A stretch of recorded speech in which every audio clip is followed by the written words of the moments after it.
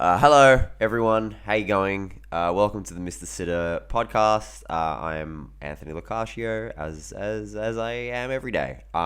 Sorry for the tardiness of today's episode. I just came back from Avoca Beach. I went to a very nice wedding there last night, and probably plundered maybe somewhere between 17 and 20 glasses of champagne, but didn't mix drinks, which is strategic because we got home at about 12:30, and then I woke up at 2 and saw USA Netherlands because there is no rest for the stupid. And then I woke up again at 6 to watch the Socceroos. So I'm very hungover and I am very tired, and I'm getting quite used to being very tired. But the hangover certainly doesn't help. So I'm not going to chew your ears off too much today. We're just going to do what we're here to do, and we're going to chat about the first two games from the round of 16 of the World Cup. Two games that were quite exciting for a couple of reasons. There are a lot of parallels to draw between these two matches, but I'm not going to risk the ire of the internet once more by comparing the USMNT to the Socceroos again. So I will instead go through the games individually. USA Netherlands was it was a decent game. A few people quite fancied the USA to do okay here. And I thought, they might have a shot at doing well, but the Netherlands showed that when it counts most, they really stepped up. They were pretty easy, comfortable winners. There was a really early chance for Christian Pulisic.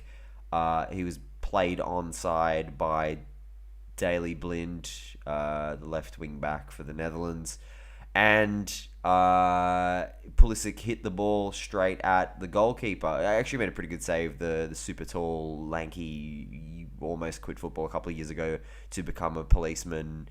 Don't really know his name. Goalkeeper for the Netherlands. You guys know the story behind this really tall guy. He almost quit football a few years ago. He was playing in like Ternano or some shitty Italian team in Serie C, and then he almost quit to become a policeman, and now he's the number one, the Netherlands keeper.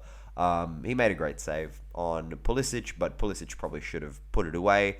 And from there, the Netherlands just had their way with the USA. Cody Gakpo did not score here. The USA have the distinction of being the first team at this World Cup to not concede a goal to Cody Gakpo. So congrats, boys. He did, however, make a quite strong slalom run through the midfield, play the ball to Denzel Dumfries, who we'll be speaking about a lot. If you've seen the game, you'll know that.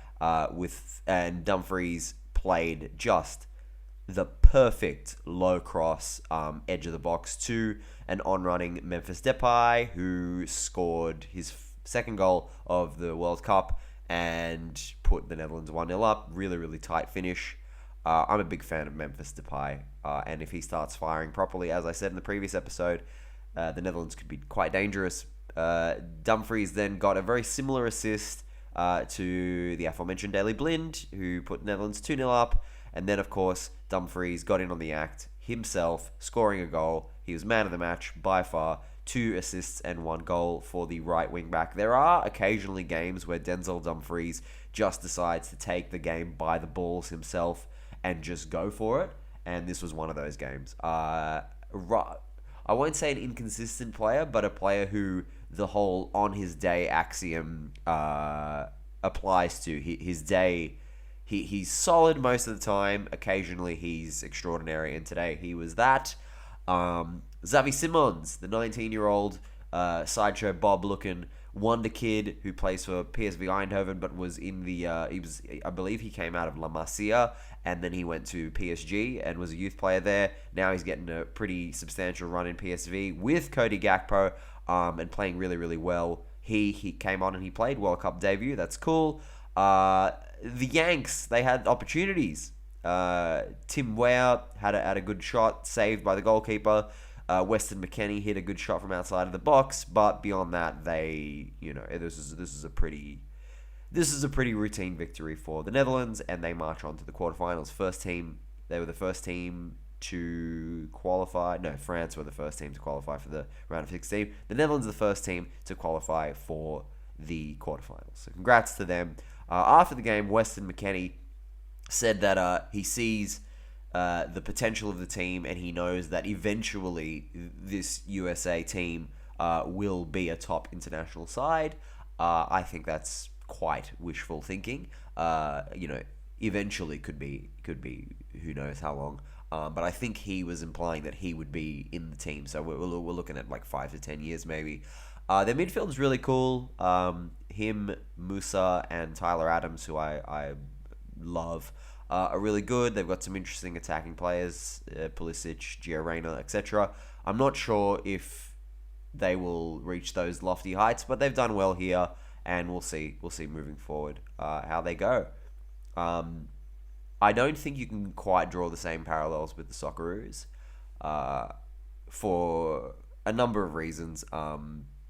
I think the main protagonists for the Socceroos are players that are on approaching 30 or older than 30, and other than Garang Kuol, I really don't know what stars in the making we have coming through. But we'll chat about that in a moment, because Australia-Argentina was a game that the entire nation very obviously was looking forward to. I was looking forward to it as well.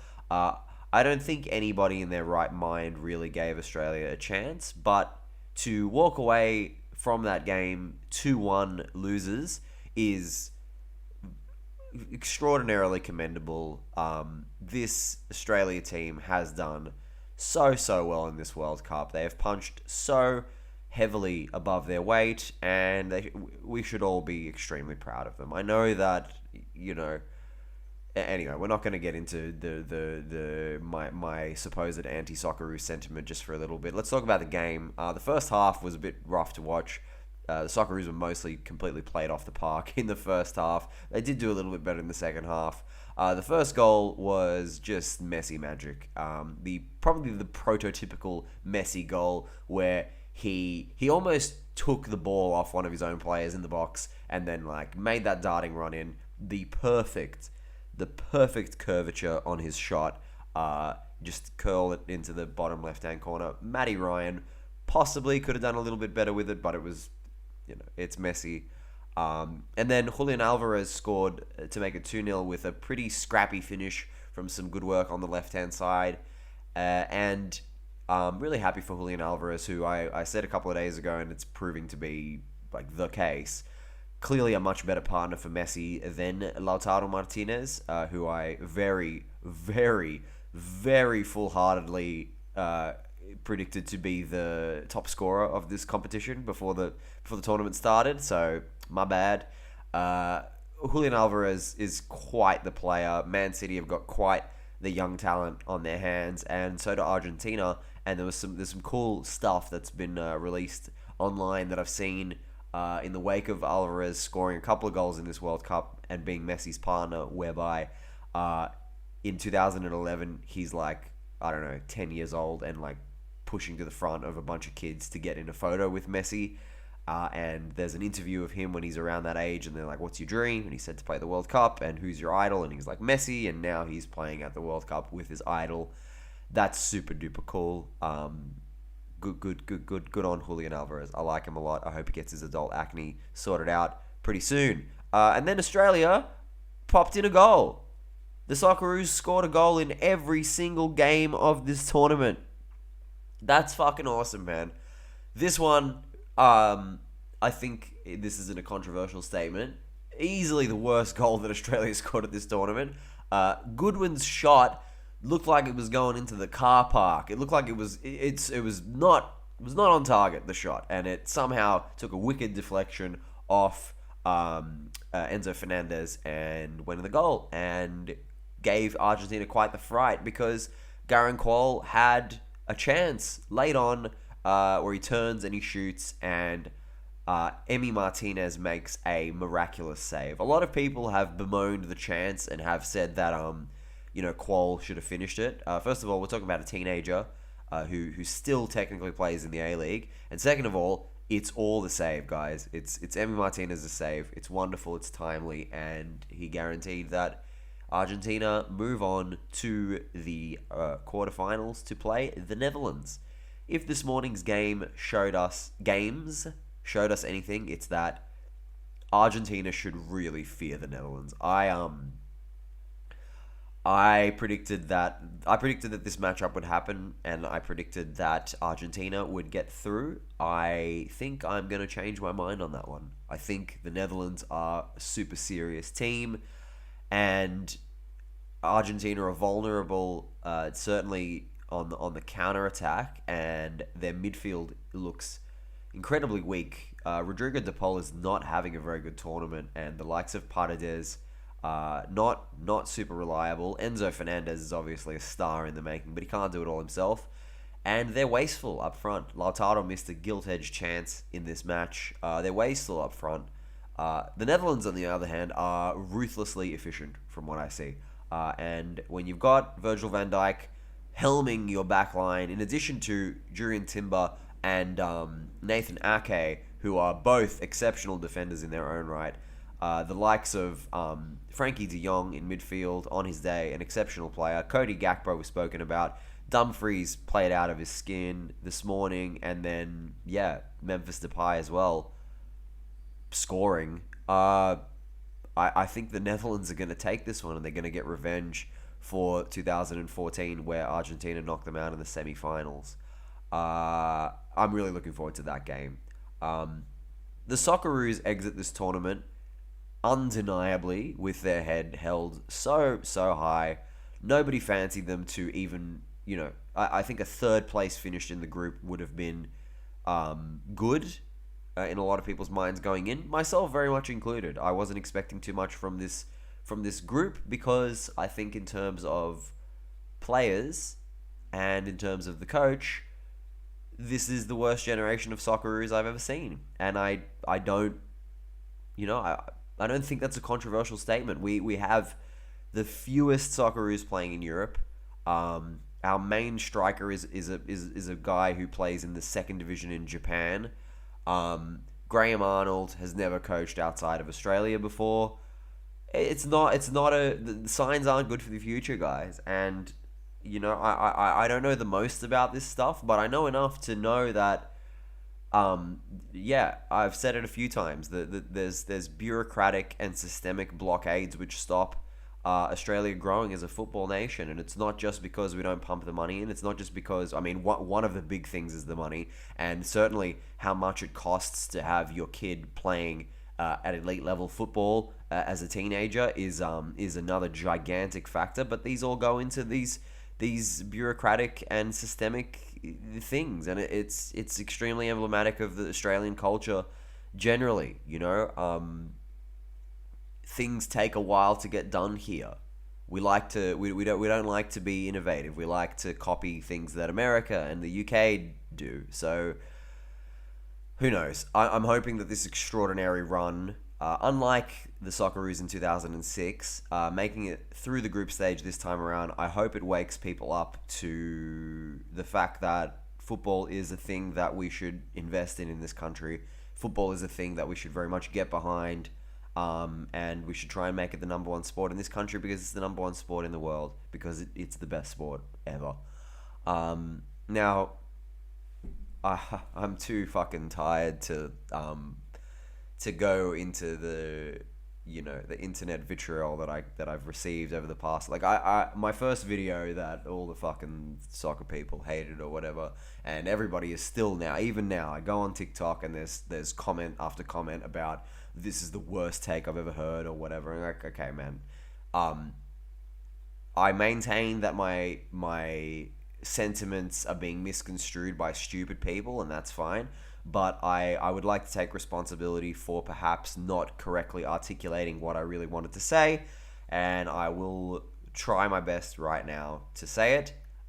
Football fans in Australia are amazing. The footage of all of the people waking up at the crack of dawn to go and meet in places like Federation Square, the casino, pubs, bars, the TV setup, all over the place. Football fans in Australia are awesome. Football fans in Australia are wonderful. They're passionate, and they're just as invested in football as fans anywhere else. And in fact, the fact that we have to wake up so fucking early to watch football should be a testament to our gumption. Football culture here is amazing. Football is alive and well in Australia, and because of that, this is no reflection on the players, but we deserve a team that is competitive on the biggest stage. We really do. We put our hearts and souls into this, and we deserve a team that it's not a surprise if they make the round of 16, you know? We deserve a team that doesn't have to punch above their weight to get there in a group with Tunisia and Denmark, you know? I would like to see a time where Australia in a group with Tunisia and Denmark would think, yeah, we got this, no problem. And perhaps that will come. But that's really what I meant in the video and in all of these videos so far. And I don't think that that's a controversial take, but you can't beat the internet. The internet is undefeated. So I will bow out of this conversation about the Socceroos now, lest I upset anybody else with my sentiments. That's basically it, because there's only 2 games, and I guess the episode's going to get shorter from here on out because the games are going to be fewer and farther between. I realize that there have been 50 games of this World Cup so far. There's 64 games overall, 48 in the group stage, 2 tonight. I have watched 50 games of football in the last 2.5 weeks, guys. 2.5, or is it 3? It's 3. Is it 3? I think it's 3. Or 2. Who the fuck knows? I don't even know. I don't even know what week it is. I don't even know what day it is anymore. But I've watched 50 games of football in the last little period. That's fucking nuts, man. Somebody should have warned me against doing this, but it's okay. Here we are. We've only got 14 left, and I genuinely can't wait for every single one. Before we get into the matches tonight, Pelé, many people's pick for the greatest player of all time, Brazilian legend. Pelé is sick. He's been battling cancer for a while, and he's now been moved into end-of-life care at 82 years old because chemotherapy has stopped working. Me, Del Piero, and Vegeta, the team here, we wish Pelé and his family the absolute best, and I hope that he's okay. There's been conflicting reports on exactly how sick he is, but we'll find out. If Pelé, okay. What I want to say here is, if you thought that Brazil were going to be hard to stop from winning the entire World Cup before, no one's stopping them now, guys. To have their greatest, their biggest football legend, icon, on his deathbed during this World Cup, it's theirs, guys. They're going to be doubly motivated now to do it. If Pelé passes away while this World Cup is on, first of all, the poetic kind of sadness and I don't know, I don't want to say appropriate. It would just be so surreal if Pelé were to. He's missed the World Cup. The World Cup doesn't exist and doesn't gain the height of global notoriety without him. That's as simple as that. So for him to pass away during the World Cup would be insane. And if that were to happen, no one's stopping Brazil. I don't think anyone's stopping Brazil anyway. But let's hope that he doesn't. Let's hope that the great man lives on, because he's 82, and that's not, that's old, but that's not that old. He's got life in him yet. Tonight, first game is France-Poland. Poland have limped into this round of 16, and they're going to crawl out of it home. France are going to mop the floor with them. France are going to be shitty, having lost to Tunisia, but the main boys are going to be back. Kylian Mbappe is going to run riot on Kamil Glik and Kivior and whoever the fuck else I got back there. Szczesny will probably be good for one miraculous save, but he's not going to be able to do much more than that. Lewandowski will still be one goal into his World Cup career. I don't see anything but a particularly boring 2 or 3-0 victory for France. And then afterwards, we have a much more tantalizing prospect, which is, of course, England, Senegal. I don't think anybody should be writing Senegal off here. Senegal, they didn't perform great in the group stage except for the match against Ecuador. But nonetheless, here they are, and they're going to be tough. Idrissa Gana Gueye is not going to be playing in this match. Not because it's a pride round and he doesn't want to wear the LGBT shirt. It's because he's suspended from getting 2 yellow cards in the group stage. That's a big loss for Senegal. He's definitely their kind of midfield string puller. And it's probably going to be a loss too much. I